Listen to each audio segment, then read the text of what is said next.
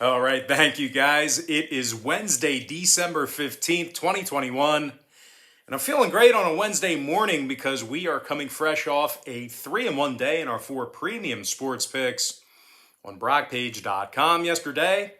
That's going to put us at 3-0 in our last 3 $1.99 daily best plays on that website. And the good news is, if you want to access today's $1.99 daily best play, it's only going to cost you just $1.99.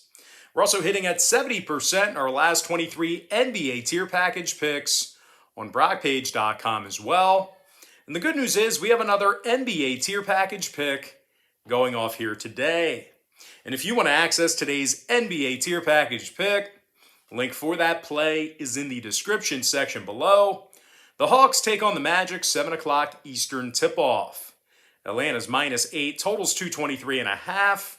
And as bad as the Hawks have been here recently, and they're still shooting lights out overall for the season, they're in the top 10 in offensive field goal percentage. And they also lead the entire NBA in shooting the 3-ball. Atlanta's drilling nearly 40% of their 3-pointers on the road. Trae Young is scoring 27 points a game, 4 rebounds, 9 assists for the guard. Trae's also drilling nearly 40% of his 3-pointers. And speaking of 3-balls, John Collins is draining 40% of his 3-pointers himself. 17 points a night and 7 boards for Collins. Now, the Hawks are one of the better rebounding teams in basketball. They're in the top 10 in both offensive and defensive rebounding. They're taking on an Orlando club who lost their last 5 straight. And they got the W in only 20% of their road games. As a matter of fact, the Magic's just 5-23 overall for the season. That's good for a win percentage of just 178. Orlando scores fewer points per contest at home than any other team. They're averaging just 95 points a night at the Amway Center. And they're shooting only 29% from 3 land in front of their home fans. Now, injury-wise, Moore and Carter Williams are out. Bamba is questionable. Meanwhile, for Atlanta, Bogdanovic and Hunter are both still out for them. And when it comes to the total in this one, Orlando saw their last 2 straight fall under the number. 60% to the under in their last 10. I'm going to lean toward Atlanta -8. Under 223.5. Next ball game, it is going to be Rockets Cavaliers, 7 o'clock Eastern start time. Cleveland's -8.5, totals 216. The Cavs are on a 4-game winning streak, 8-2 straight up in their last 10. But most impressive, Cleveland successfully covered the point spread in their last 12 straight ball games. 83% against the number for the entire season. So you must be wondering, what does Cleveland do well? Well, for one, you simply can't score against them. They're in the top 3 in fewest points allowed, top 5 in guarding the 3-ball. The Cavs are giving up just 101 points a night, and they're limiting their competition to just 32% shooting from beyond the arc. Now, scoring-wise, Darius Garland is dropping over 18.5 points a game, 3 rebounds, 7.5 assists for the guard. Garland's also draining nearly 40% of his 3-pointers. Meanwhile, Jared Allen is scoring over 17 points a night himself, along with 11 boards.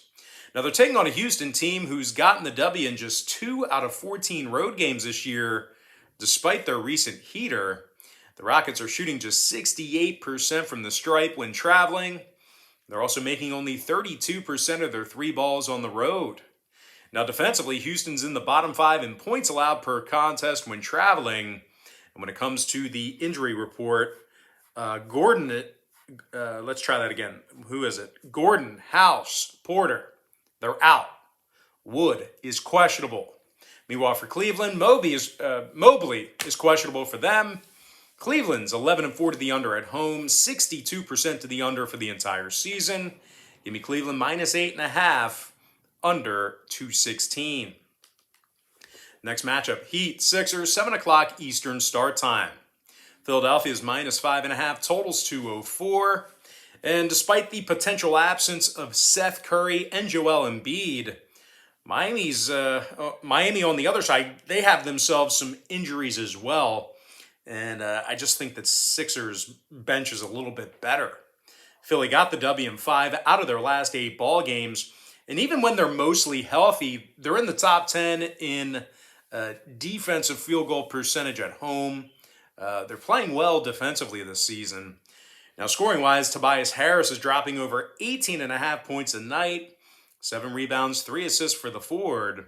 Meanwhile, Tyrese Maxey is dropping over 16.5 points a game himself, 3 rebounds, 4 assists for Maxey.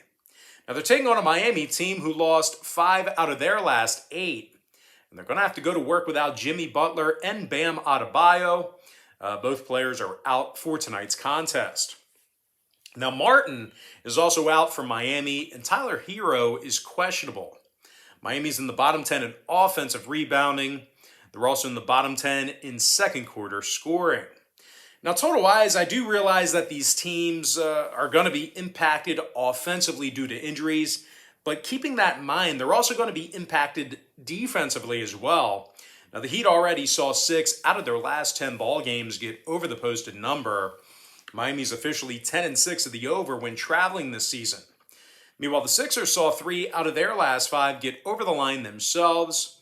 Philadelphia is officially 70% to the over in their last 10 head-to-head meetings with the Heat.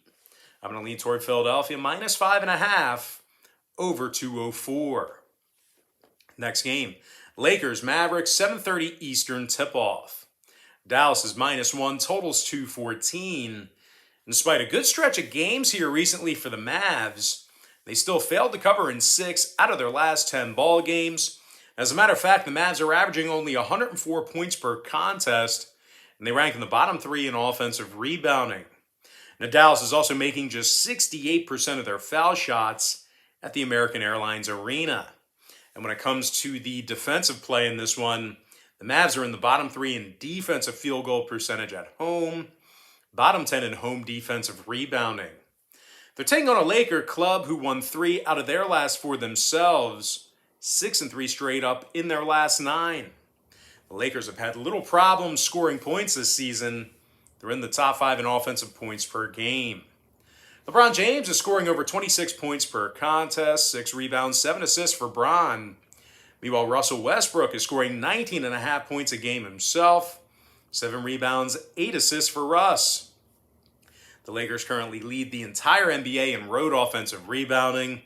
Meanwhile, defensively, the Lakers are holding their opponents to just 32% shooting from 3 land when traveling. Now, injury-wise, Howard, Monk, and Horton Tucker, they are listed as out for Los Angeles. Anthony Davis is questionable. Meanwhile, for Dallas, Doncic and Cauley-Stein are out for them. Brown is questionable. When it comes to the scoring in this one, Dallas saw their last 7 straight all fall under the posted number.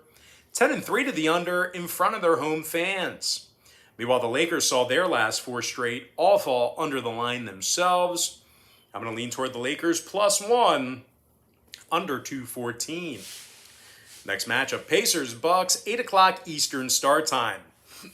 Now, Indiana's now -1. A lot of line movement in this one. Totals 217. The Pacers have gotten the W in 3 out of their last 4 ball games. 4-0 against the spread during that stretch. Indiana is one of the better rebounding teams in the NBA. They're in the top 10 in offensive rebounding on the road, top 3 in defensive rebounding away from home as well. Indiana also gives up just 105 points a game when traveling. Now, scoring-wise, Malcolm Brogdon is averaging 20 points a game, 5 rebounds, 6 assists for the guard. Meanwhile, Domantas Sabonis is dropping over 18.5 points a night himself, 11 rebounds, 4 assists for Boney. They're taking on a depleted Milwaukee roster who's going to work here tonight without Giannis Antetokounmpo, Matthews, Cousins, Ojale, and possibly Chris Middleton. Middleton's battling a knee injury, but all the other players I just mentioned, they are out. And even when the Bucks are relatively healthy, they've struggled to cover the number at home. They're just 30% against the number at the Fiserv Forum this season. Milwaukee's in the bottom 10 in offensive free throw percentage, bottom 10 in offensive field goal percentage at home. When it comes to the total in this one, Milwaukee's 9-4 to the under at home, 62% to the under for the entire season. Meanwhile, the Pacers saw 69% of their road games fall under the posted total themselves. I'm going to lean toward Indiana -1, under 217. Next contest, Pelicans Thunder, 8 o'clock Eastern tip-off. New Orleans is -3, totals 211. The Pels lost 3 out of their last 4 ball games, 4-12 straight up when traveling. New Orleans has struggled offensively this season. They're averaging only 100 points a game on the road, 32% shooting from three-land in that same category. Meanwhile, defensively, the Pels are in the bottom 3 in defensive field goal percentage. They're taking on a Thunder team who won 2 out of their last 4 ball games. They also have a winning record against the spread at home. OKC's in the top 10 in fewest third-quarter points allowed. Meanwhile, offensively, OKC's in the top 10 in offensive rebounding. Shai Gilgeous-Alexander scoring over 21 points a night, 4 rebounds, 5 assists for the guard. Meanwhile, Josh Giddey's averaging double-digit points a game himself, 6 rebounds, 5 assists for Giddey. And when it comes to the injury report, Lou Dort is out for tonight's contest. Meanwhile, for New Orleans, Williamson and Holmes are still out indefinitely for them. And when it comes to the total in this one, 5 out of New Orleans' last 8 got over the posted number. Meanwhile, OKC saw 4 out of their last 6 get over the line themselves, 60% to the over in their last 10. I'm going to lean toward the Oklahoma City Thunder +3, over 211. Next matchup, Hornets Spurs, 8:30 Eastern start time. San Antonio's -3.5, totals 228. The Spurs got the W in 6 out of their last 9 ball games, 7-2 against the spread during that stretch. The Spurs have shot the basketball quite well at home. They're in the top 3 in home offensive field goal percentage. They're also in the top 5 in shooting the 3 ball in that same category. Keldon Johnson's drilling nearly 45% of his three-pointers, 14 points a game and 6 boards for the forward. Meanwhile, DeJounte Murray scoring 18 points a game himself, 8 rebounds, 8 assists for Murray. San Antonio's in the top 5 in the NBA in home scoring, top 5 in home offensive rebounding. They're taking on a Charlotte team who lost 6 out of their last 8, and they really struggled defensively. As a matter of fact, the Hornets allow more points per contest than any other team in basketball. Charlotte's also in the bottom 3 in defensive rebounding. And when it comes to the injury report in this one, Smith and Ball are still out. Plumlee and McDaniels are questionable. When it comes to the number in this one, Charlotte's 8-1 to the over in their last 9. San Antonio's 12-2 to the over as the home team. I'm going to lean towards San Antonio, -3.5, over 228. Next matchup, Timberwolves Nuggets, 9 o'clock Eastern start time. Denver's -4.5, totals 221. The Nuggets won 3 out of their last 4 ball games, 8-4 straight up at the Ball Arena. And speaking of the Ball Arena, the Nuggets are currently leading the entire NBA in fewest home points allowed. They're giving up only 99 points a game in the Mile High City. They're also holding their opponents to just 31% shooting from downtown in that same category. Now, scoring-wise, Nikola Jokic is scoring 26.5 points a game, 13 rebounds, 7 assists. Meanwhile, Will Barton is drilling nearly 40% of his 3 balls himself, 16 points a game, and 5 boards for the forward. Denver's in the top 10 in the NBA in offensive field goal percentage. They're taking on a Minnesota team who dropped 5 out of their last 6, and they also have a losing record on the road. The T-Wolves have struggled defensively when traveling. They're in the bottom 10 in defensive rebounding on the road, and they're giving up 114 points per contest in that same category. Now, injury-wise, D'Angelo Russell is questionable with an ankle. Meanwhile, for Denver, Rivers is questionable. Green is out. Total-wise, the Nuggets are 7-5 to the under in Denver, 60% to the under in their last 10 meetings with Minnesota. I'm going to lean toward Denver, -4.5, under 221. Next ball game, Clippers, Jazz, 10 o'clock Eastern tip-off. Utah's -9.5, totals 217. The Jazz won their last 7 straight, first in the NBA in scoring on average per contest. Donovan Mitchell scoring over 24.5 points a night, 3 rebounds, 5 assists for D. Mitch. Meanwhile, Bojan Bogdanovic is draining nearly 41% of his three-pointers, 16 points a night for Bogey. Utah currently leads the NBA in field goal shooting. Meanwhile, defensively, they're allowing just 104 points a game, and they lead the association in defensive rebounding. They're taking on a Clipper team who's playing without Ibaka and Preston here this evening. George and Batum are questionable. The Clippers have a losing road record, and they're one of the worst rebounding teams in the league. They're in the bottom 3 in road offensive rebounding, bottom 5 in defensive rebounding when traveling. When it comes to the scoring in this one, 4 out of LA's last 5 fell under the line. 6-3 to the under in their away games. Meanwhile, the Jazz saw their last 2 straight fall under the total themselves.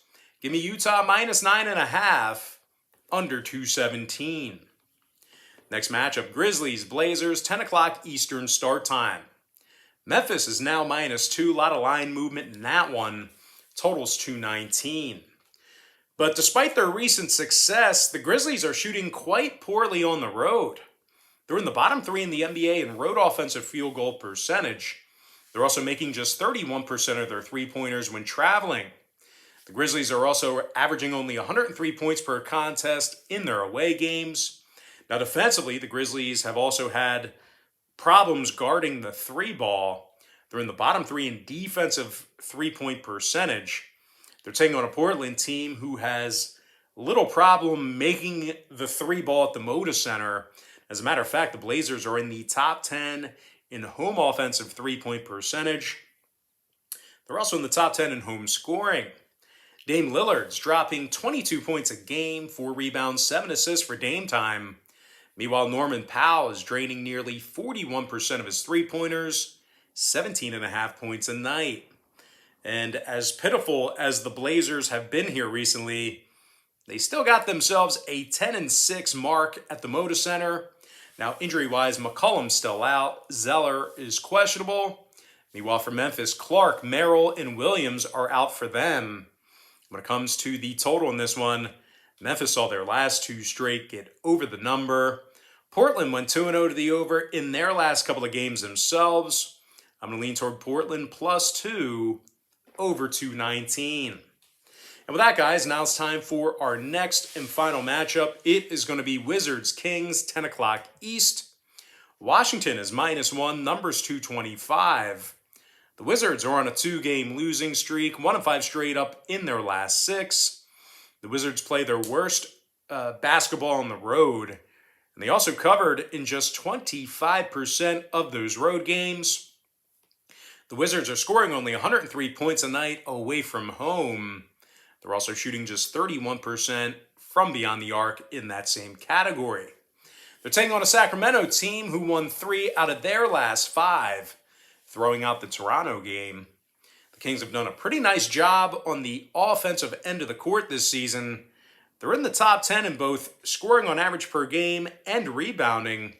De'Aaron Fox is scoring 21 points a game, 3 rebounds, 5 assists for the guard. Harrison Barnes is also averaging over 17 points a night himself, 6 rebounds, couple assists for Barnes. Harrison's also drilling nearly 40% of his 3 balls. Now, injury-wise, Rashawn Holmes is still out for Sacramento. Meanwhile, for Washington, Bryant is out. Kuzma is questionable. Washington's 9-7 to the under on the road, 80% to the under in their last 10 meetings with Sacramento. Meanwhile, the Kings saw 9 out of their last 13 at the Golden One Center fall under the total themselves. I'm going to lean towards Sacramento +1, under 225. And with that, guys, now it's time for our quick pick recap, powered to you by my website at brockpage.com, where we are 3-0 in our last 3 $1.99 daily best plays. I'm going to lean toward Atlanta -8, under 223.5. I also like the Cleveland Cavaliers -8.5, under 216. Philadelphia -5.5, over 204. LA Lakers +1, under 214. Indiana -1, under 217. Oklahoma City +3, over 211. San Antonio -3.5, over 228. Denver Nuggets -4.5, under 221. Utah Jazz -9.5, under 217. Portland +2, over 219. And before I give you my next and final free pick for the video, one final reminder that we are also hitting at 70% in our last 23 NBA tier package picks on BrockPage.com. I'm going to lean towards Sacramento +1, under 225. And with that, guys, that's going to do it for me. Don't forget to check me out on my website. If you guys do end up getting a membership here today over on BrockPage.com, just keep in mind you're going to get billed the day you sign up and then the first of every month following that. So if you do end up getting a membership here today on my website, you are going to get access to those picks all the way through the end of December.